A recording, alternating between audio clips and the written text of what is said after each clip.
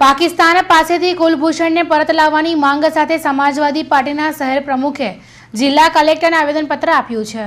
પાકિસ્તાન દ્વારા કુલભૂષણને જાસૂસીના આરોપ સાથે કેદ કરવામાં આવ્યો છે, ત્યારે કુલભૂષણને કોઈપણ સંજોગોમાં જે કંઈ દેશ દ્વારા કરવું પડે તે કરીને પણ કુલભૂષણને દેશમાં પરત લાવવાની માંગ સાથે સમાજવાદી પાર્ટીના શહેર પ્રમુખ વિનોદ શાહ, પ્રભારી નેનાબેન પરમાર સહિત કાર્યકરોએ જિલ્લા કલેક્ટરને સૂત્રોચ્ચાર સાથે આવેદનપત્ર આપ્યું છે।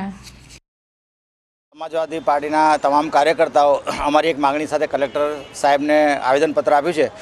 कि पाकिस्ताने जे आपड़ा कुलभूषण जाधव जे रिटायर्ड नेवी ऑफिसर है एमने जे उठावी गया ईरान में अने एमने आतंकवादी घोषित करीने जे फांसीनी सजा जाहिर करी है, तो एमने कोईपण संजोगमां जीवता पाछा आ देश में लावो अने जो आ देश में तमे जीवता पाछा नहीं लावो तो भारत देशनी 125 करोड़ जनता अने समाजवादी पार्टी आ भारत सरकार ने मोदी सरकार ने कोईपण संजोगों में माफ नहीं करे। અને મોદી સરકારે જે ગઈકાલે સુરતમાં 12 કિલોમીટરનો રોડ શો કર્યો એ આ 12 કિલોમીટરનો રોડ શો અહીંયા હિન્દુસ્તાનમાં કરવાની કોઈ જરૂર નથી। હવે મોદી સરકારે ભારતીય સેના સાથે પાકિસ્તાનમાં રોડ શો કરવાની જરૂર છે।